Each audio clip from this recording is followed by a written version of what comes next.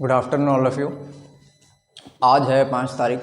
जैसे कि तारीख गुजरती जा रही है, आज 5 दिन हो गए हमारा 2026 लगे हुए और हमारा डे 5 है आज। और चैप्टर 5 पढ़ेंगे आज हम। चैप्टर शुरू करते हैं। चैप्टर का नाम है इंडिगो, जो कि लुइस फिस्चर ने लिखा है। ठीक है। इंडिगो का मतलब होता है नील। नील पहले नील की खेती की जाती थी, जो नील कपड़े रंगने के काम में आता है। जो आपने देखा भी होगा, पहले उजाला नील आता था जिससे बनियान रंगी जाती थी या और भी कपड़े, सफ़ेद कपड़े रंगे जाते थे। तो नील के फूल होते हैं, उसकी खेती की जाती है। उन फूलों को सुखाकर, उनको चूर कर उनका पाउडर बनाया जाता है और उस पाउडर को फिर पानी में मिलाकर बेचा जाता है और फिर उससे कपड़े रंगे जाते थे। रंगने का कारण ये था कि सफ़ेद कपड़ा जल्दी गंदा हो जाता है, तो जल्दी मैला ना दिखे वो, इसलिए उसको नीले रंग से रंगा जाता था। नील की खेती जो होती थी प्राइमरीली वो चंपारण एरिया में, बिहार के चंपारण एरिया में होती थी। चंपारण डिस्ट्रिक्ट है ये बिहार का। हमारी कहानी भी यहीं की। आज बिहार के चंपारण डिस्ट्रिक्ट की कहानी पढ़ेंगे आज हम। नील, इंडिगो, लुइस फिस्चर। कहानी किसकी? गांधी जी की। अच्छा, गांधी जी जो कि लॉयर है, वो केस लड़ने जाते हैं यहाँ पर चंपारण में, चंपारण के मज़दूरों का, पीजेंट्स का, PEASANTS, पीजेंट्स जो मज़दूर होते हैं, इनका केस लड़ने जाते हैं। अच्छा, इनकी दिक्कत होती क्या है? पहले चंपारण में समस्या क्या है वो देख लेते हैं हम, फिर उसके बाद हम केस लड़वाएंगे, गांधी जी लड़ेंगे उनका केस। तो समस्या क्या है? देखो, समस्या है नील का एक एग्रीमेंट होता है।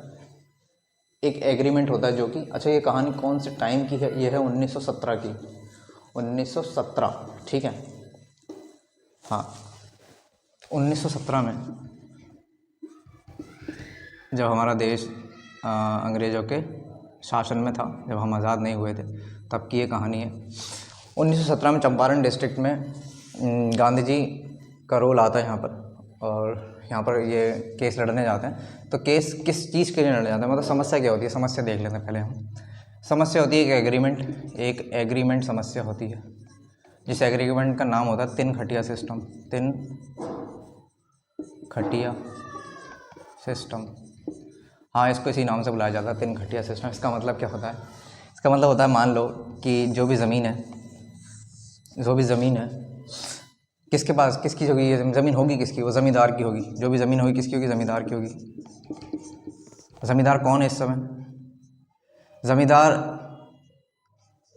मेनली जो हमारा, जैसा कि मैंने बताया, हमारा देश जो है अंग्रेज़ों के शासन में है अभी, तो ये सारी ज़मीन अंग्रेज़ों की है। और अंग्रेज़ों ने अपने अपने बंदों को, जैसे मान लो मैं अगर यहाँ रामपुर का मालिक होता मैं, और मेरे पास खूब सारी ज़मीन होती, तो मैं अपने हिसाब से किसी किसी को बांट के देता कि भाई इतनी ज़मीन तू ले ले, इतनी तू ले ले, इतनी तू ले ले, बस मुझे साल का टैक्स देता रही हो। तो यही अंग्रेज़ों ने करा कि साल का या फसल के हिसाब से, कि एक फसल खत्म हो गई उसके बाद इतना टैक्स दे दो मुझे। तो इन्होंने, अंग्रेज़ों ने वो जगह हथियाने के बाद उसको बांट दिया ज़मींदारों के बीच में। ज़मींदार जो थे कुछ अपने इंडियंस भी थे, कुछ ज़मींदार जो किसके प्रति लॉयल थे? जो ब्रिटिशर्स के प्रति लॉयल थे, ठीक है। और कुछ ज़मींदार अंग्रेज़ भी थे, अंग्रेज़ भी ज़मींदार थे। और जो इंडियंस थे, जो मेनली ज़्यादा अमीर लोग थे, उन्हीं को ज़मींदार बनाया गया था। तो ज़मींदार क्या करते थे? अब ज़मींदार खुद तो खेती करेगा नहीं, ज़मींदार खेती करवाता था किससे? मज़दूरों से खेती करवाता है, पीजेंट से, मज़दूरों से खेती करवाते हैं वो। तो ये ज़मीन देखो, ज़मींदार को ज़मीन मिली अंग्रेज़ों से, ब्रिटिशर्स से।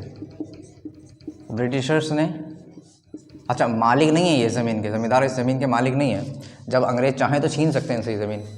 इन्होंने ये ज़मीन दे दी इनको खेती करने के लिए। अब इनसे ये क्या कहते हैं कि तुम जो है, जो भी फसल उगाओ, इसका इतना % हमें टैक्स दोगे, बाकी अलग अलग कैटेगरी बनती है कि हम सैलरी भी दे सकते हैं तुम्हें, या हम अनाज, जो बटाईदार होते हैं जिनको हम टीनेंट्स बोलते हैं, शेयर क्रॉपर जो बटाईदार होते हैं, वो, जैसे शेयर क्रॉपर शब्द से ही पता चल रहा है, शेयर क्रॉपर, क्रॉप को शेयर कर लेते हैं,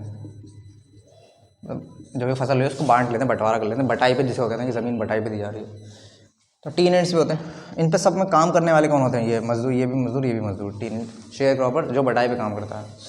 तो कि तुम ज़मीन, इस वाली ज़मीन जो हमने तुम्हें दी है, इस पर तुम कुछ भी उगा सकते हो, ठीक है। लेकिन तीन खटिया सिस्टम क्या था इसमें कि 1 2 3 4 5, इसके जो है जितनी भी ज़मीन है उसके 20 पार्ट करे जाएंगे।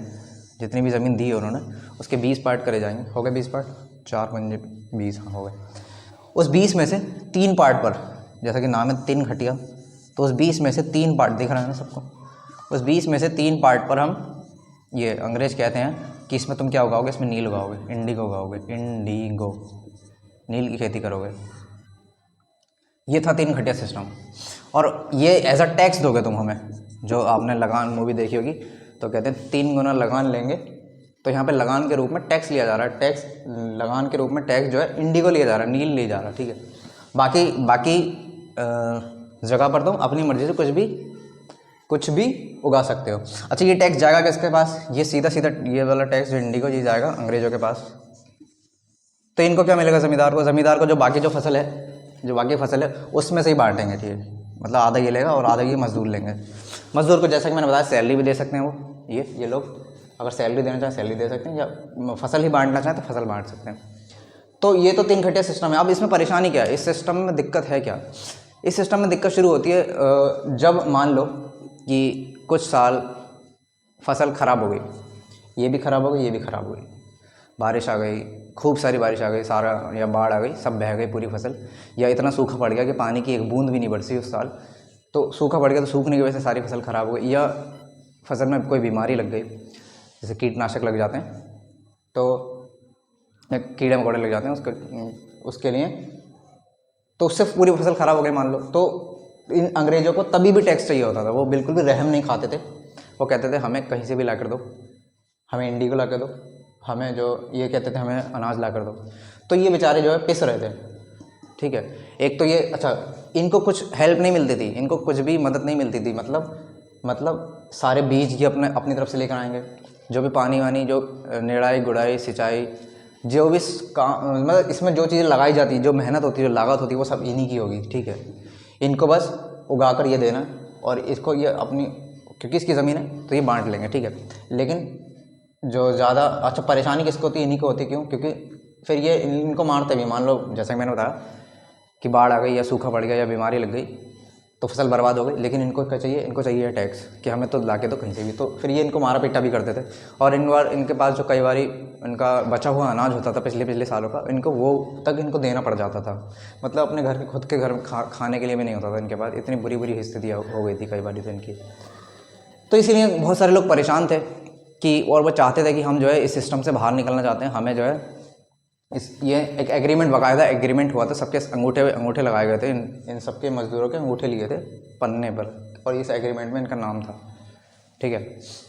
तो फिर ये कहते हैं कि जब बहुत सारे पेशेंट जो परेशान हो जाते हैं तो कहते हैं कि हमें जो है इससे आज़ादी चाहिए।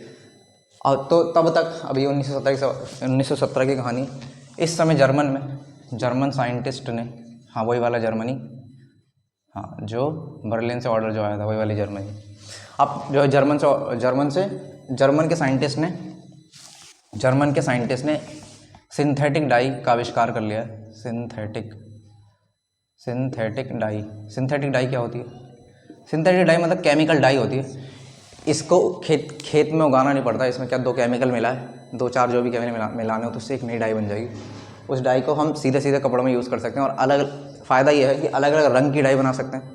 ये नील जो है वो तो सिर्फ नीले रंग की होगी ना, ये तुम लाल, पीली, हरी, काली, नीली जैसा बनाना चाहो वैसे बना सकते हो। जितनी मात्रा में बनाना चाहो उतनी मात्रा में बना सकते हो, और बहुत जल्दी बन जाती है ये, ठीक है। 2 केमिकल ही तो मिलाने हैं, तुम्हारे डाई बन के तैयार हो गए। तो तुम्हें 6 महीने इंतज़ार नहीं करना पड़ेगा इस फसल के लिए, प्लस अलग अलग वैरायटी मिलेगी। तो ये बहुत कारगर साबित हुई, ये अच्छी साबित हुई, और ये अब ख़त्म होने वाला है। मतलब जब इसका आविष्कार हुआ तो इसकी ज़रूरत ही नहीं है, अब नील की खेती करने की ज़रूरत ही नहीं है, ठीक है। लेकिन क्या होता है, जो अंग्रेज़ होते हैं, ये ब्रिटिशर्स, ये अब एक खेल खेलते हैं। ये कहते हैं कि इन लोगों से जिनको दिक्कत होती है, कहते हैं कि तुमको दिक्कत है ना इससे, आओ हमारे पास आओ, हम तुम्हारे समस्या का समाधान करेंगे। तो ये लोग जाते हैं इनके पास, ये कहते हैं देखो भाई, जिसको इस सिस्टम से दिक्कत है, इस 3 खटिया सिस्टम से दिक्कत है, वो लोग हमें इतने रुपए कितने भी रुपए कंपनसेशन में मांग लिए इन्होंने, वो अमाउंट दे नहीं रखा, कितने रुपए मांगे हैं, इतने रुपए हमें फ़ीस दो, कंपनसेशन दो, और हम तुम्हें आज़ाद कर देंगे, हम तुम्हें इस एग्रीमेंट से आज़ाद कर देंगे। ऐसा अंग्रेज़ कहते हैं किनसे? इन लोगों से। मतलब इनसे इनकी आज़ादी की कीमत मांगी गई है। और कौन सी आज़ादी? ऐसी आज़ादी जो अब इनको मिलने वाली है। अभी ये सिंथेटिक डाई का आविष्कार हो गया, ये आविष्कार किसको पता चला? अंग्रेज़ों को पता चला है, क्योंकि सिंथेटिक डाई का आविष्कार हो गया तो अब ये किसी काम की रही नहीं है।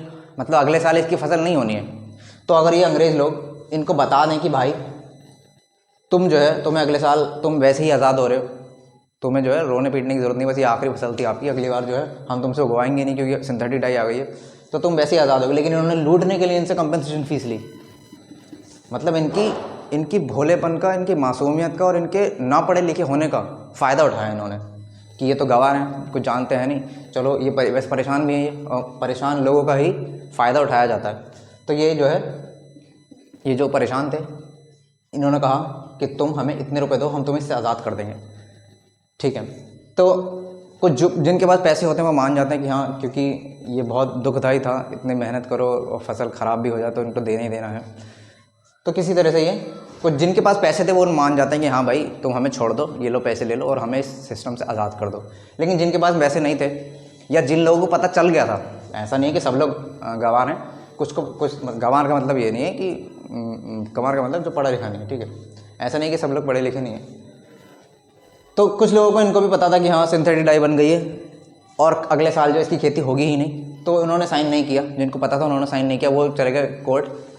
वो लोग कोर्ट चले गए और वकीलों के पास गए, लेकिन वकील जो वहाँ के बहुत ज़्यादा फ़ीस चार्ज कर रहे थे, यहीं के वकील, बिहार के वकील। तो इसी में से एक शेयर क्रॉपर होता है, एक पीजेंट होता है जिसका नाम होता है राजकुमार शुक्ला। ठीक है, ये जाता है गांधी जी के पास। वैसे तो ये लखनऊ में जाता है। ये कहाँ जाता है? ये लखनऊ में जाता है। कहाँ जाता है लखनऊ में, किस जगह? ये लखनऊ में जाता है इंडियन नेशनल कांग्रेस, हाँ जो आज वाली कांग्रेस है, राहुल गांधी वाली कांग्रेस, इंडियन नेशनल कांग्रेस, वो 1885 में बनी थी। इसका एक सेशन चल रहा होता है, लखनऊ सेशन, वहाँ पर जाते हैं। ये जाता है, किस लिए जाता है? क्योंकि मेनली इंडियन नेशनल कांग्रेस में मेनली वकील थे, तो ये क्योंकि यहाँ के वकील तो बहुत ज़्यादा फीस लूट रहे हैं और कुछ फ़ायदा हो भी नहीं रहा, तो राजकुमार शुक्ला जाता है इंडियन नेशनल कांग्रेस में, किसी अच्छे वकील के पास जाता है कि कोई अच्छा वकील जो है मुझे मिल जाए जो हमारा केस लड़ सके, जो बिहार के मजदूरों का केस लड़ सके। तो कोई आदमी इसको बताता है राजकुमार शुक्ला को कि तुम जो है गांधी जी के पास जाओ, वो तुम्हारा केस लड़ेंगे। अब थोड़ा गांधी जी के बारे में जान लेते हैं, यहाँ तक समझ में आई कहानी। तीन खटिया सिस्टम है, जो मेन जो परेशानी है वो तीन खटिया सिस्टम की वजह से होने वाली परेशानियाँ हैं इनकी, और उसकी वजह से इनसे जो फीस लूटी गई है, मेन परेशानी यह है कि इनसे ज़बरदस्ती धोखा देके, झूठ बोल के इनसे मुआवजा ले लिया गया। ठीक है, इसको एक और चीज़ बोलते हैं तीन खटिया सिस्टम को। जैसे मैंने बताया 20 में से 3 भाग पर तुम्हें क्या उगाना है? इंडिगो उगाना है। इसकी अगर मैं परसेंटेज निकालूँ तो 15% ज़मीन निकल के आएगी, तो 15% लैंड पर इंडिगो उगानी होती है। 15% के नाम से भी जाना जाता है इसको, 15% एग्रीमेंट या तीन खटिया सिस्टम। ठीक है, तो अभी गांधी कहता है, कोई आदमी इससे कहता है कि तुम जो है गांधी जी के पास जाओ, वो तुम्हारी समस्या को सुनेंगे, वो तुम्हारी समस्या का समाधान भी निकालेंगे। अब ये गांधी जी भी आए हुए होते हैं यहाँ पर इंडियन नेशनल कांग्रेस में ही, 1917 में गांधी जी भी आए हुए होते हैं। अब गांधी जी के बारे में थोड़ा जान लेते हैं हम। जैसा कि आप सबको पता ही है, गांधी जी का जन्म गुजरात में पोरबंदर ज़िले में हुआ था। कब हुआ था? 1869 में, 1869।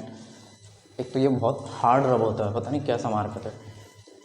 रुक जाओ, मैं मिटा दूँ फिर बताता हूँ। हाँ, तो गांधी जी का जन्म हुआ था 1869 में, पोरबंदर ज़िले में हुआ था, डिस्ट्रिक्ट गुजरात के पोरबंदर डिस्ट्रिक्ट में हुआ था। 1888 में ये लंदन चले गए। लंदन में इन्होंने वकालत की पढ़ाई करी, लॉ की पढ़ाई करी, और ये पेशे से वकील है।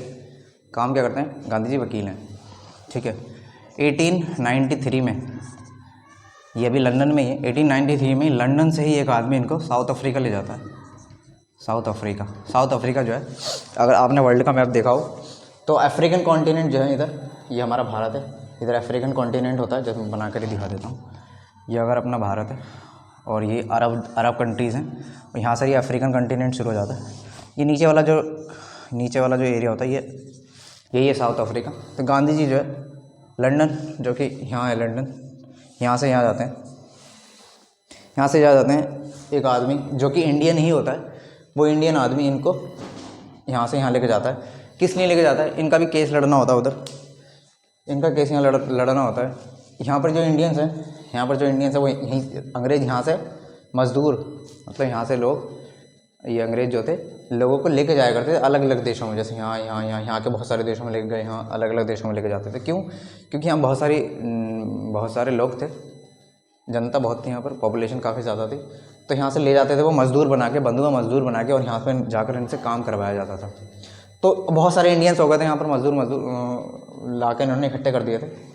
तो अब इनके साथ क्या हो रहा है, यहाँ पर अन्याय हो रहा है, इनके साथ यहाँ पर अन्याय हो रहा है, तो इनका केस लड़ने के लिए यहाँ से ये गांधी जी जाते हैं। अब ये वापस कब आते हैं, ये कहानी ये हमारे चैप्टर की नहीं है, फिर भी मैंने तो बता दी। गांधी जी यहाँ से वापस आते हैं 1915 में। 1915 में वो अपने देश वापस आते हैं, और 1915 से लेकर 1916 तक ये कुछ नहीं करते, ये कुछ काम नहीं करते, केवल देश भ्रमण करते हैं, पूरे भारत का भ्रमण करते हैं और ये देखते हैं कि भारत की स्थिति क्या है। इस समय अंग्रेज़ों ने कितना लूट लिया हमारे देश को, और हमें जो है अंग्रेज़ों से इस देश को आज़ाद कराने में क्या क्या करना पड़ेगा।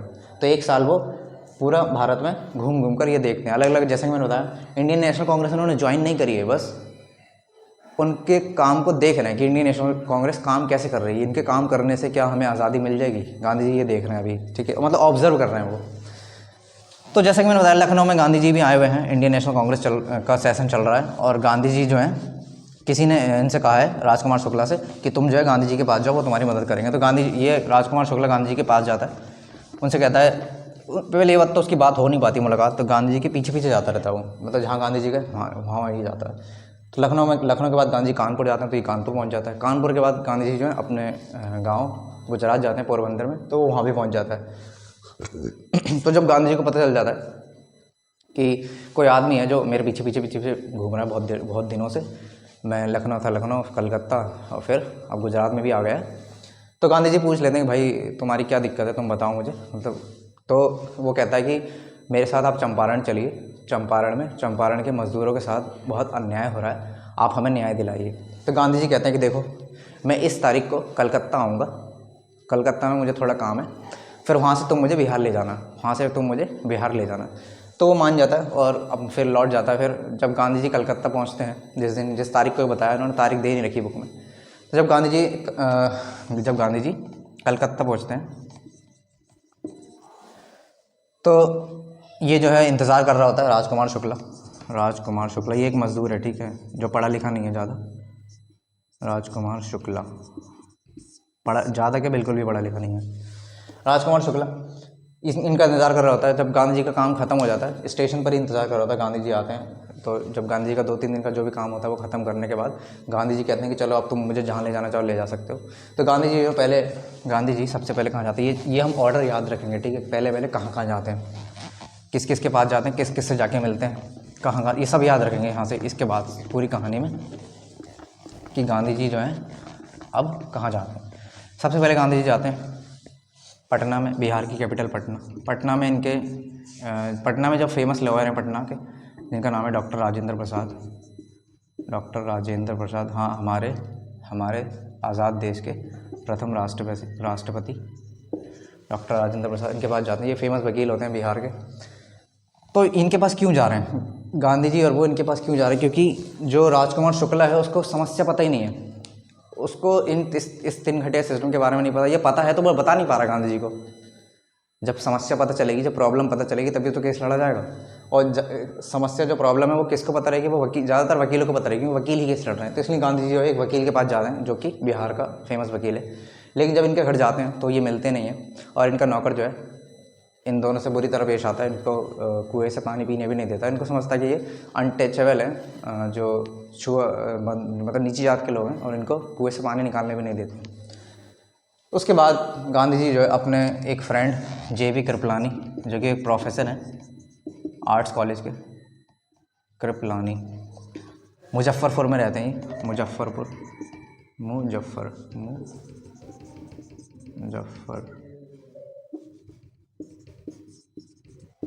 मुजफ्फरपुर में JV कृपलानी, इनके यहाँ पास जाते हैं हम। इनके पास टेलीग्राम कर देते हैं गांधी जी, और कहते हैं कि मैं जो है मुजफ्फरपुर आ रहा हूँ। तो जब गांधी जी स्टेशन पर पहुँचते हैं मुजफ्फरपुर के, तो कृपलानी अपने स्टूडेंट, जैसे कि मैंने बताया ये प्रोफेसर हैं, अपने बहुत सारे स्टूडेंट्स के साथ गांधी जी का स्वागत करने के लिए स्टेशन पर पहुँच जाते हैं। गांधी जी जो है पहली बार गांधी जी को इतने सारे लोग एक साथ स्वागत कर रहे थे, तो गांधी जी को बहुत अच्छा लगता है। उसके बाद ये लोग दोनों मिलकर कहाँ जाते हैं, प्रोफेसर मलकानी एक टीचर है मलकानी, इनके घर जाते हैं, जो कि एक गवर्नमेंट स्कूल, सरकारी स्कूल के टीचर, और इनके घर रुकते हैं। गांधी जी इनके घर रुकते हैं, ठीक है, इनके हाउस में रुकते हैं। फिर गांधी जी अगले दिन जब इनके यहाँ रुकने के बाद गांधी जी अगले दिन कई सारे लॉयर्स को और बुलाते हैं, क्योंकि ये तो मिले नहीं, ये कहीं गए हुए थे जब इनके घर गए थे, तो और अलग अलग लॉयर को बुलाते हैं जो इनका केस लड़ रहे होते हैं। आसपास के एरिया से खूब सारे लॉयर आते हैं और उनसे पूछते हैं कि बताओ भैया कि इनकी समस्या क्या है, इन मज़दूरों की क्या समस्या है। तो ये पूरी वही सिस्टम जो मैंने आपको बताया, 3 घटिया सिस्टम, और जो एग्रीमेंट है, जो इनसे पैसा वसूला गया झूठ बोलकर कि हम तुम्हें आज़ाद कर देंगे, लेकिन अगले साल तो वो आज़ाद होने ही वाले थे सिंथेटिक डाई की वजह से। तो इनसे जो पैसा लूट लिया गया, उस पैसे को ये वापस मांगना चाह रहे हैं कि हमें जो है हमारा पैसा वापस दे दो। ये इनकी लड़ाई है, ठीक है, लेकिन वो लोग मना कर रहे हैं। जो अंग्रेज़ हैं या जो ज़मींदार हैं वो कह रहे हैं कि हम तुमको 1 रुपया नहीं देंगे, 40 कौड़ी नहीं देंगे। तो प्रोफेसर मलकानी के यहाँ रुकने के बाद बहुत सारे लॉयर से जब मीटिंग करते हैं तो गांधी जी को समस्या पता चल जाती है कि आखिर में समस्या है क्या। तो गांधी जी पहली बार तो इन लॉयर को बहुत डांटते हैं, क्यों? क्योंकि ये लॉयर जो है इन मज़दूरों से बहुत ज़्यादा हाई फीस चार्ज कर रहे होते हैं। एक क्वेश्चन भी आता है यहाँ से कि गांधी जी जो है लॉयर्स को क्यों डांटते हैं। चिड़ेड़ का मतलब होता है डांटना, ठीक है। तो उसके बाद गांधी जी अब समस्या पता चल गई, लेकिन इनमें से किसी के पास भी, इन लॉयर में से किसी के पास भी वो एग्रीमेंट नहीं होता है। वो एग्रीमेंट जो वो था ना 3 घटिया सिस्टम वाला एग्रीमेंट या 15% वाला एग्रीमेंट, उसकी कॉपी होती नहीं है, जो अंगूठे के निशान थे। अगर वो कॉपी मिल जाए तो एज अ प्रूफ। और एक जो आज़ाद वाला कंपनसेशन वाला जो था, इसकी में भी कोई डॉक्यूमेंट चाह रहे थे कि कुछ ना कुछ तो मिले, हमें कुछ तो सबूत हो हमारे पास, जिससे हमारे केस को मजबूती मिले। तो गांधी जी सबूत इकट्ठा करने के लिए अब किस किस के पास जाते हैं, ये भी याद रखेंगे हम। गांधी जी सबसे पहले जो ब्रिटिश लैंडलॉर्ड एसोसिएशन है, अब ये क्या है British landlord association? British landlord association एक ग्रुप है किन का? ये ज़मींदारों का ग्रुप है। ज़मींदारों का, जितने भी ज़मींदार हैं यहाँ के, जो इन पर अत्याचार कर रहे हैं, जिन्होंने इनके पैसे हड़पे हैं गांव वालों के, मज़दूरों के, उनका एक ग्रुप है। क्या नाम है? ब्रिटिश लैंडलॉर्ड कहते हैं ज़मींदार को। Landlord association, British landlord association, इसके पास जाते हैं और इससे कहते हैं, ये मेनली वही सारे ज़मींदारों का एक ग्रुप है, जितने भी ज़मींदार थे। अब एक ऐसा तो नहीं एक ही ज़मीन होगी, बहुत सारी ज़मीनें थी और सबने अलग अलग बांट रखी थी मज़दूरों को। तो इनके पास जाते हैं, इनसे कहते हैं कि भाई जो एग्रीमेंट था उसकी कॉपी मुझे दे दो। तो जो यहाँ के ये लैंडलॉर्ड एसोसिएशन के जो चीफ होते हैं वो कहते हैं कि हम आउटसाइडर को कोई इन्फॉर्मेशन नहीं देते हैं। आउटसाइडर, क्योंकि गांधी जी बिहार के नहीं हैं, गुजरात से आए, इसलिए कहते हैं कि हम बाहर वालों को कोई इन्फॉर्मेशन नहीं देते हैं और इनको यहाँ से भगा देते हैं। उसके बाद गांधी जी जाते हैं, गांधी जी ऑफिशियल कमिश्नर के पास जाते हैं। कमिश्नर जो होता है तिरहुत डिवीज़न का कमिश्नर,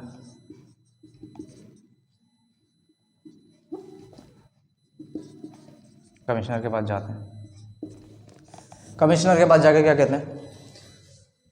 वही कहते हैं कि मतलब वही इन्फॉर्मेशन मांगते हैं कि कुछ इन्फॉर्मेशन मिल जाए, लेकिन ये भी है कमिश्नर जो है मना कर देता है। वो कहते, और कमिश्नर कहता है कि जितनी जल्दी हो सके चंपारण छोड़कर चले जाओ, जितनी जल्दी हो सके चंपारण छोड़कर चले जाओ। तो गांधी जी जो है, अब गांधी जी कहते हैं कि नहीं, इनसे कहते हैं कि मैं आउटसाइडर नहीं हूँ, पहली बात तो मैं भी भारत का रहने वाला हूँ, इसलिए तुम मुझे भगा नहीं सकते। और गांधी जी कहते हैं कि तुम मुझे ऐसे भगा नहीं सकते। मैं जो है, अब गांधी जी जो है चंपारण की जो कैपिटल है, चंपारण की कैपिटल याद रखेंगे मोतीहारी, अब वहाँ पर चले जाते हैं। छोड़ने के बजाय वो एकदम कोर में चले जाते हैं।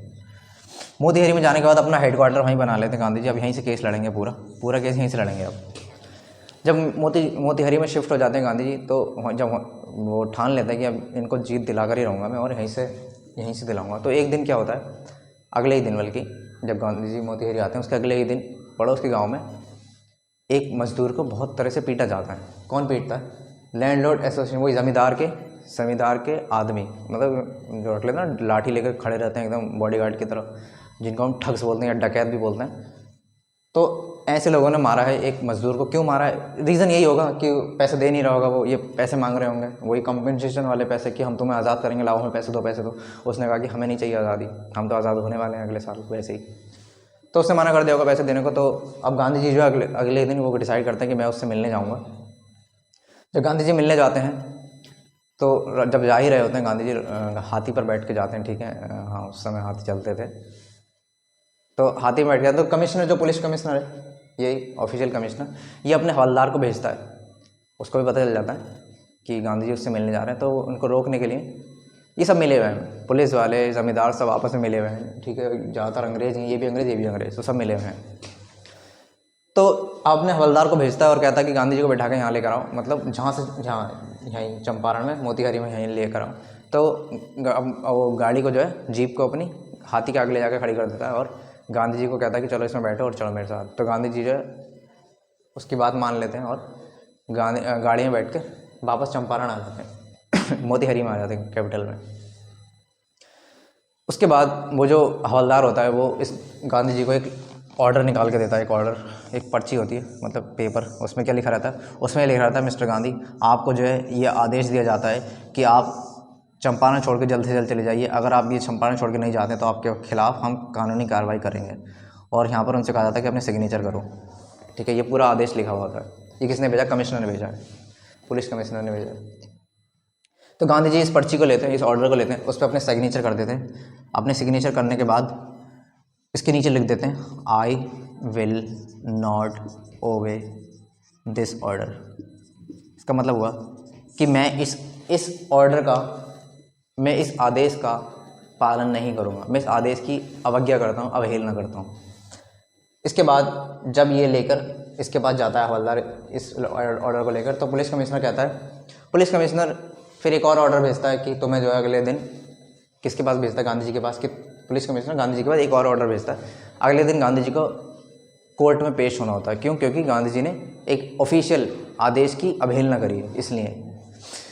तो अगले दिन गांधी जी को कोर्ट में पेश होना होता है। ये खबर जो है पूरे गाँव में फैल जाती है और अगले जो गांधी जी हैं पूरी रात सोए नहीं होते हैं। उन्होंने अपने सारे जो वकील दोस्त हैं उन सबको खबर कर देते हैं गांधी जी कि अगले दिन जो है मैं कोर्ट में जाऊँगा। जो भी बिहार के वकील थे उन सब के बाद, जिसमें डॉक्टर राजेंद्र प्रसाद, जो उस दिन के बाद मिल ही नहीं पाए उनसे, तो उन सब के पास खबर भिजवा देते हैं। वो अपने गुजरात में भी टेलीग्राम कर देते हैं अपने आश्रम, साबरमती आश्रम में, कि मेरा जो है ऐसे ऐसे केस चल रहा है, अगर कोई आ सकता है, वकील जो भी आ सकते हैं वो आ जाएं, ठीक है। तो उसके बाद अगले दिन सुबह होती है। सुबह होती तो देखते हैं कि जो पूरा गांव है वो मज़दूरों ने पूरे, मतलब गांधी जी के जहाँ पर गांधी जी रुके हुए थे, वो पूरे गांव वाले वहाँ खड़े हैं और गांधी जी के साथ साथ जा रहे हैं सब। गांव वालों को ये पता चला था कि कोई आदमी आया है जो हमारे लिए लड़ रहा है, वो मुसीबत में है। कोई आदमी जो हमारे लिए केस लड़ने आया था वो मुसीबत में है। तो बहुत सारे गाँव जो है एकजुटता के साथ मिलकर गांधी के साथ साथ कोर्ट तक चलते हैं और कोर्ट में जाने के बाद पूरी तरफ से चारों तरफ से कोर्ट को घेर लिया जाता है। ये गांव वाले घेर लेते हैं, मजदूर, जो कि ज़्यादातर मजदूर ही हैं।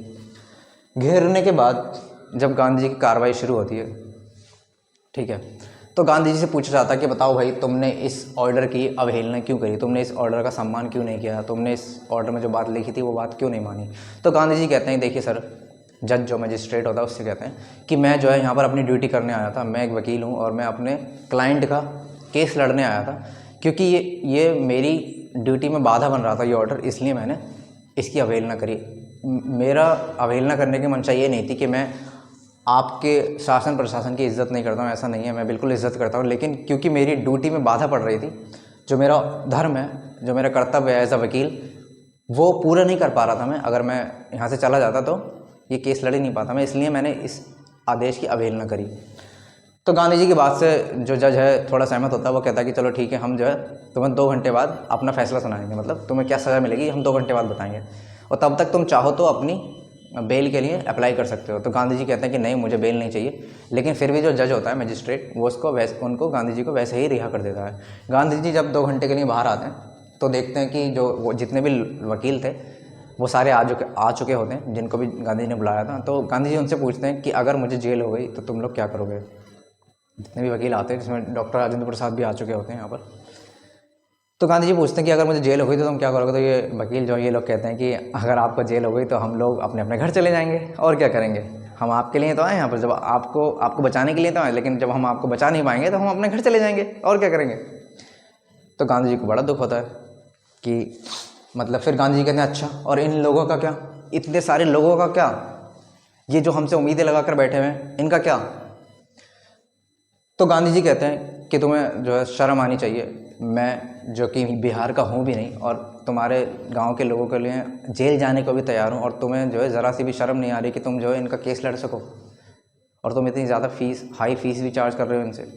तो उन वकीलों को भी थोड़ी शर्म आती है। फिर वो जो वकील हैं वो गांधी जी के पास जाते हैं और कहते हैं कि हम जो है इस केस को आगे लड़ने के लिए तैयार हैं, आप जैसा जैसा कहोगे हम वैसा वैसा करेंगे। तो ये कहते हैं कि अगर ज़रूरत पड़ी तो हम भी आपके पीछे पीछे जेल में आ जाएंगे। मतलब हम इस केस को लड़ेंगे, और अगर ऐसी नौबत आ गई कि ये अंग्रेज़ जो है ज़बरदस्ती हमें भी जेल में ठूंस देंगे तो हम पीछे नहीं हटेंगे, हम भी आपके पीछे पीछे जेल में आ जाएंगे। मतलब यह है कि ये लड़ने के लिए तैयार हो गए, ये सब लोग, सारे वकील लड़ने के लिए तैयार हो गए, केस लड़ने के लिए तैयार हो गए। तो गांधी जी कहते हैं कि बस अब हम ये बैटल जीत जाएंगे, मुझे इतना ही जज्बा पैदा करना था तुम्हारे अंदर, अब हम इस जंग को ज़रूर जीतेंगे। The battle of Champaran is won, यहाँ पर ये लाइन बोलते हैं गांधी जी। उसके बाद गांधी जी कहते हैं कि देखो, गांधी जी दो दो के पेड़ बना देते, जितने वकील होते हैं उसमें दो दो के पेड़ बना देते, एक पैर ये, एक पैर ये, एक पैर ये, एक पैर ये। मतलब क्या? मतलब कि अगर मुझे जेल हो गई, ये गांधी जी अगर इनको जेल हो गई तो ये दोनों वकील केस लड़ेंगे, और इन दोनों को भी जेल हो गई तो ये दोनों वकील केस लड़ेंगे, और इन दोनों को भी जेल हो गई तो ये दोनों वकील केस लड़ेंगे। ऐसे कर करके जितने भी वकील थे सब बारी से ये केस लड़ेंगे, लेकिन ये केस रुकना नहीं चाहिए। तो ये गांधी की योजना होती है। तो 2 घंटे बीत जाते हैं, फिर गांधी जी वापस कोर्ट रूम में जाया जाता है। कोर्ट रूम में जब जज होता है वो कहता है कि हम जो है तुम्हें अभी फैसला नहीं सुना सकते। क्यों? क्योंकि हमने तुम्हारा केस लेफ्टिनेंट गवर्नर को भेज दिया है। ठीक है, गांधी जी से कहते हैं, कौन? जज कहता है कि हमने तुम्हारा केस लेफ्टिनेंट गवर्नर को भेज दिया है, तुम्हारा जो केस का फैसला है वो कुछ दिनों में आएगा, तब तक के लिए तुम आज़ाद हो, तुम यहाँ से जा सकते हो। तो गांधी जी जो यहाँ से आज़ाद हो जाते हैं और खुशी खुशी लौट कर अपने वहीं आ जाते हैं जहाँ पर जो उनका हेडक्वार्टर होता है, मोतीहारी। हेडक्वार्टर में आने के बाद गांधी जी जो है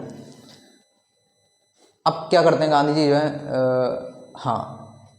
वैसे तो इनको यहाँ से आज़ादी मिल गई है, लेकिन फिर जिस गवर्नर के पास इनका केस गया होता है, वो केस जो है गवर्नर उस केस को ड्रॉप कर देता है, मतलब वो केस ख़त्म हो जाता है फिर गांधी जी के ऊपर से, वो ये गवर्नर खुद कर देता है ख़त्म। और गवर्नर जो है गांधी जी को अपने पैलेस पे बुलाता है कि तुम जो है मुझसे आके मेरे ऑफिस में आके मिलो, या मेरे महल में आके मिलो। पैलेस होते थे तब तो अंग्रेज़ों के। तो कहता है कि तुम जो है मेरे महल में आके मिलो। तो गांधी जी फिर से अपने दोस्तों को बुलाते हैं, लॉयर को, कि अगर मैं वहाँ से ज़िंदा वापस नहीं आया, ये एक इतिहास रहा है कि जो आदमी किसी के रास्ते में आता है तो उसको अपने घर पे बुला के उसको ख़त्म कर दिया जाता है। तो गांधी जी सोच रहे थे कि शायद मेरे साथ भी यही हो, इसलिए वो अपने दोस्तों को बता के जाते हैं कि तुम्हें क्या करना है, आगे की प्लानिंग क्या होनी चाहिए हमारी, कि अगर मान लो कि मैं ज़िंदा वापस नहीं आया वहाँ से तो तुम्हें क्या करना है, वो सेम वही बता के जाते हैं वो। ठीक है। तो गांधी जी जाते हैं गवर्नर के पास। गवर्नर ने ब्रिटिश लैंड एसोसिएशन वाले के आदमियों को भी बुला रखा होता है, और कमिश्नर के पुलिस वालों को भी बुला रखा होता है, और गांधी, ये 3 जने होते हैं। ठीक है। तो वो गवर्नर होता है, वो कहता है कि हमने जो है बहुत सुना है इस समस्या के बारे में, इस प्रॉब्लम के बारे में, बहुत सारे लोग परेशान भी हैं, चलो इस पर एक इंक्वायरी बिठाई जाए।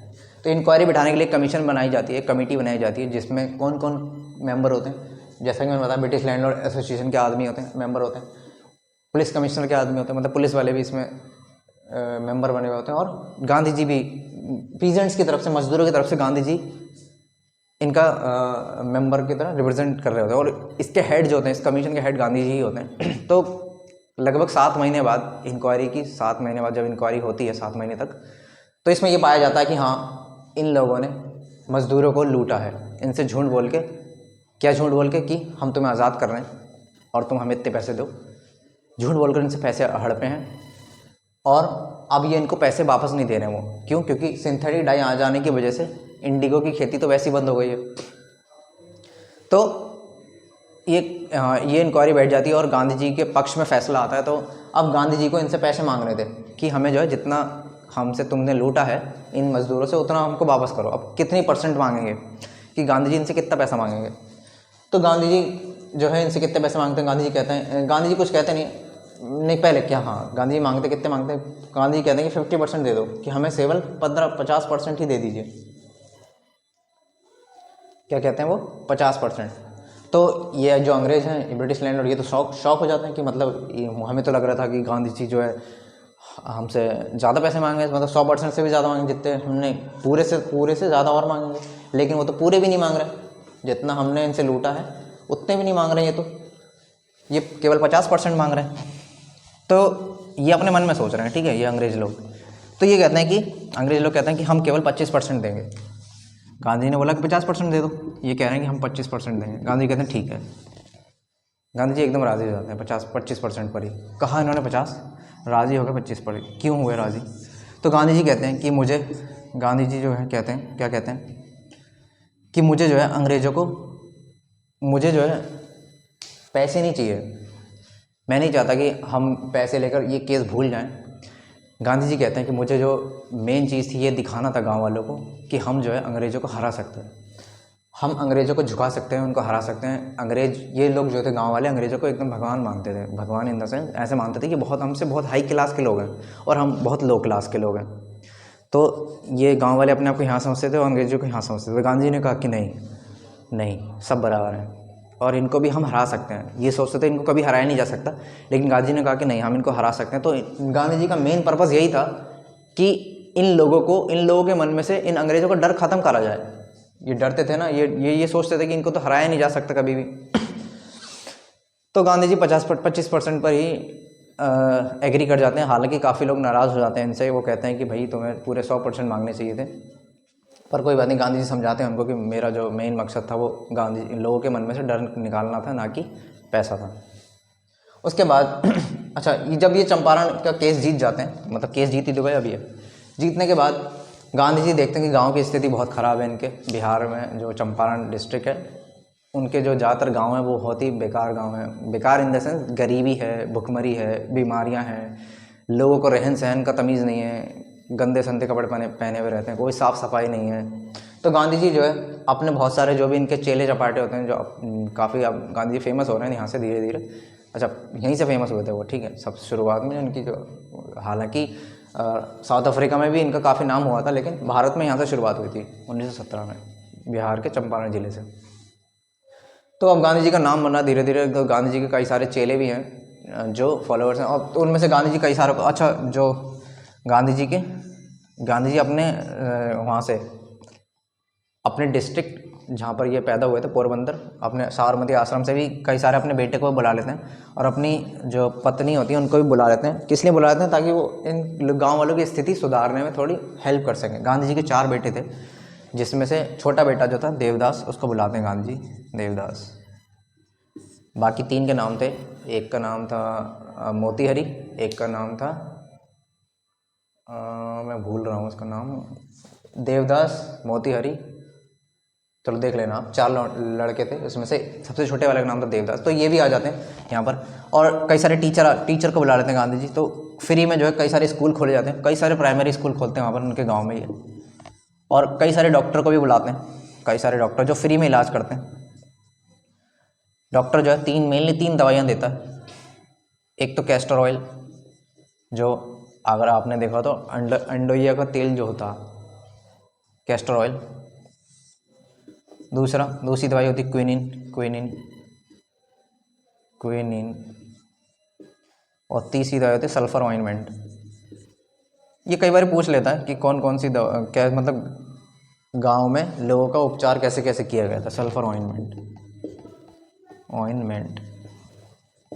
ये किस लिए यूज़ होता था? ये मेनली किसी को जुकाम वुकाम हो रही है तो उसके लिए यूज़ होता था। क्विनिन यूज़ होती थी फीवर के लिए, मलेरिया वाला फीवर जो होता, डेंगू मलेरिया वाला फीवर, और ये कोल्ड एंड कफ, खांसी जुकाम के लिए। और sulphur ointment mainly skin allergies के लिए होता है, जो खुजली वगैरह होती है उसके लिए यूज़ होता है, ठीक है। तो कई सारी मशक्क़त के बाद गांधी जी जो यहाँ की स्थिति सुधारते हैं, लोगों को रहन सहन का तरीका बताते हैं कि साफ़ सफाई से रहना चाहिए। गांधी जी जो है यहाँ की महिलाओं को चरखा चलाना सिखाते हैं, क्योंकि ज़्यादातर लोगों के पास पहनने के लिए कपड़े भी नहीं होते हैं। तो गांधी जी जो है, जैसे कि सबको पता है, गांधी जी चरखा ही चलाते हैं। क्यों चलाते हैं? गांधी जी जो है लोगों को रोज़गार देते हैं कि तुम जो है रुई से धागा बनाओ, धागे से कपड़ा बनाओ, और उस कपड़े को बना के पहनो, जिसको हम खादी भी बोलते हैं, खादी के कपड़े। तो वहाँ की स्थिति काफ़ी हद तक सुधर जाती है। और जो गांधी जो है यहाँ, गांधी जी के जीवन में ये टर्निंग पॉइंट होता है, एक टर्निंग पॉइंट। मतलब ऐसा मोड़ जिस मोड़ के बाद गांधी जी की ज़िंदगी बदल जाती है। अब यहाँ से गांधी जी बहुत फेमस हो जाते हैं। इसके बाद गांधी जी पूरे देश में काफ़ी फेमस हो जाते हैं। क्यों? क्योंकि इन्होंने अंग्रेज़ों को हरा दिया यहाँ पर पहली बार किसी ने अंग्रेज़ों को हराया, वो भी बिना बंदूक के, बिना गोली के हराया है। ठीक है, ये बहुत बड़ी बात होती है। वो कहानी में यही था। फिर लोगों को ज़्यादातर लोगों को उनका पैसा मिल जाता है, जो भी 25% हुआ था, और फिर धीरे धीरे इस गांव की स्थिति सुधरने लगती है। थोड़े इंपॉर्टेंट क्वेश्चन डिस्कस कर लेते हैं हम। ठीक है, इंपॉर्टेंट क्वेश्चन में पहले यही आता है कि जो राजकुमार शुक्ला था वो गांधी जी को, मतलब राजकुमार शुक्ला इंडियन नेशनल कांग्रेस में क्या करने गया था। सबसे पहले तो वहीं जाता ना वो इंडियन नेशनल कांग्रेस में, वहीं जाके पता चलता है इंडियन नेशनल कांग्रेस का जो सेशन चल रहा था लखनऊ में, वहाँ जाता है और वहाँ जाकर क्या कहता है। वो कहता है कि हमारे, ये क्वेश्चन है, ठीक है, ये 25 में आया, 2025 में। अब तुम्हारा जो पेपर होंगे वो 2026 में होंगे, ये 2025 में पिछले साल आया है। क्या क्वेश्चन है? क्वेश्चन ये है कि जो राजकुमार शुक्ला था वो इंडियन नेशनल कांग्रेस लखनऊ के सेशन में जाकर क्या बताता है कि अपनी समस्या क्या है। वो क्या बताता है? वो ये बताता है कि जो चंपारण है, चंपारण के जो पीजेंट्स हैं, मजदूर हैं, उनके खिलाफ अन्याय हो रहा है, और जो अंग्रेज हैं, जो जमींदार हैं, वो इनको लूट रहे हैं। ठीक है, ये केस बताता है। तो ये तो पहला आंसर हुआ। दूसरा आंसर ये है कि जो मतलब चंपारण की समस्या क्या थी, चंपारण की समस्या थी क्या? तो जैसा कि मैंने बताया, चंपारण की समस्या थी, एक तो वो एग्रीमेंट जो 3 खटिया सिस्टम था, जिससे लोगों को बहुत परेशानी होती थी। परेशानी इसलिए होती थी क्योंकि कई बार फसल जो है बर्बाद हो जाती थी और अच्छी फसल होती नहीं थी, लेकिन ये लोग तो टैक्स मांगते ही थे, तो टैक्स देने के लिए इनके पास पैसे होते नहीं थे। एक तो ये दिक्कत थी। दूसरी दिक्कत थी कि इनसे जो है फीस लूटी गई थी, जो कंपेंसेशन जो मुआवजा इनसे लिया गया था झूठ बोलकर। क्या झूठ बोलकर? ये झूठ बोलकर कि तुम्हें हम आज़ाद कर देंगे। एक तो वो पैसे इनको वापस चाहिए थे क्योंकि इन्होंने झूठ बोल के लिए वो पैसे। ठीक है, तो ये मेन समस्या यही थी। इसका आंसर आपको बुक में मिल जाएगा। अगली और क्या क्वेश्चन आता है? राजकुमार शुक्ला को दृढ़ निश्चय क्यों कहा गया है? अगला क्वेश्चन आता है कि why Rajkumar Shukla describe as being resolute.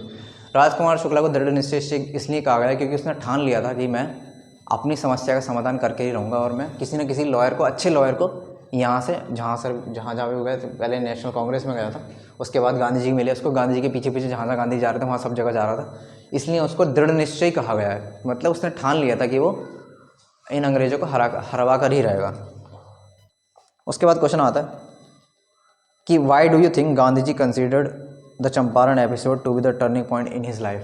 कि आपको क्यों लगता है कि गांधी जी जो चंपारण एपिसोड है, चंपारण का पूरा एपिसोड है, गांधी जी की लाइफ में वो एक गांधी जी की टर्निंग पॉइंट की तरह काम करता है। जैसा कि मैंने बताया, टर्निंग पॉइंट यानी कि ऐसा मोड़ जिसके बाद से गांधी जी की ज़िंदगी पूरी बदल जाती है। तो गांधी जी यहाँ से बहुत फेमस हो जाते हैं, ये पूरे देश में प्रसिद्ध हो जाते हैं। इसके बाद ज़्यादातर जो केस हैं गांधी जी के पास ही आते हैं कि जैसे इसके बाद गांधी अहमदाबाद मिल स्ट्राइक में लड़ने के लिए गए थे, और उसके बाद खेड़ा सत्याग्रह भी हुआ था। इसके बाद फिर और भी बड़े बड़े मूवमेंट हुए, जैसे खिलाफत आंदोलन हुआ, फिर नॉन कॉपरेशन मूवमेंट हुआ, फिर सिविल डिसोबीडियंस मूवमेंट हुआ। तो कई सारे मूवमेंट हुए। इसके बाद गांधी जी काफ़ी फेमस हो जाते हैं। तो ये था टर्निंग पॉइंट, शुरुआत यहीं से हुई थी। इसके बाद क्या क्वेश्चन बनता है? इसके बाद क्वेश्चन बनता है कि गांधी जी ने लॉयर्स को क्यों डांटा। जब मैंने बताया ना, गांधी जी को जब पता चलता है कि लॉयर जो है इतनी फीस वसूल रहे हैं इनसे, तो गांधी जी लॉयर को क्यों डांटते हैं? गांधी जी इसलिए डांटते हैं कि तुम्हें जो है इन गरीब मजदूरों से इतनी फ़ीस नहीं हड़पनी चाहिए, तुम्हें थोड़ा देखना चाहिए कि ये लोग कहाँ से लाएंगे इतना पैसा। वैसे अंग्रेज इनको लूट के खा गए हैं और तुम भी इतनी फ़ीस लोगे। नेक्स्ट क्वेश्चन आता है कि what did Rajkumar Shukla do to bring Gandhi to the Champaran. कि राजकुमार शुक्ला ने क्या किया गांधी जी को चंपारण लाने के लिए। तो राजकुमार शुक्ला जो है गांधी जी के पास गया, गांधी से कहा कि पहले तो उनके पीछे पीछे घूमता रहा, गांधी जी जहाँ गए वहाँ गया। फिर गांधी जी से कहता है कि मुझे आप एक डेट बता दीजिए कि आप किस दिन मेरे साथ वहाँ चलोगे। तो गांधी जी कहते हैं कि मैं इस डेट को कलकत्ता आऊँगा, कलकत्ता से जब मेरा काम हो जाएगा तो उसके बाद तुम मुझे जहाँ चाहो ले जा सकते हो, बिहार में जहाँ ले जाना चाहो वहाँ ले जा सकते हो। तो ये थे हमारे कुछ शॉर्ट क्वेश्चंस। लॉन्ग क्वेश्चन की अगर हम बात करें तो लॉन्ग क्वेश्चन में ये आता है कि how can you say that ordinary people also contribute to the freedom movement. मतलब आप कैसे कह सकते हैं कि जो आम आदमी था इस गांव का आम आदमी था, उसने भी फ्रीडम मूवमेंट में मतलब आज़ादी का जो आंदोलन था उसमें भी अपना सहयोग दिया। तो बिल्कुल ये जो पहली लड़ाई थी अंग्रेज़ों के खिलाफ़ गांधी जी की, इसमें बहुत सारे लोग, जैसे कि मैंने बताया, कोर्ट रूम को घेर के खड़े हो गए थे और इससे जो है प्रेशर बिल्ड हुआ अंग्रेज़ों के ऊपर। तभी तो उन्होंने हाथों हाथ सज़ा नहीं सुनाई, उन्होंने कहा कि हम 2 घंटे बाद सुनाएंगे, फिर कहा कि हम कुछ दिनों बाद सुनाएंगे। अगर वो मान ले वो गांधी जी को तभी कुछ सज़ा सुना देते और वो सारे के सारे गाँव वाले उस कोर्ट पर टूट पड़ते, तो जो पुलिस वाले थे वहाँ पर वो उनसे संभाला भी नहीं, संभलता भी नहीं। ठीक है, तो ये था लोगों का पार्टिसिपेशन।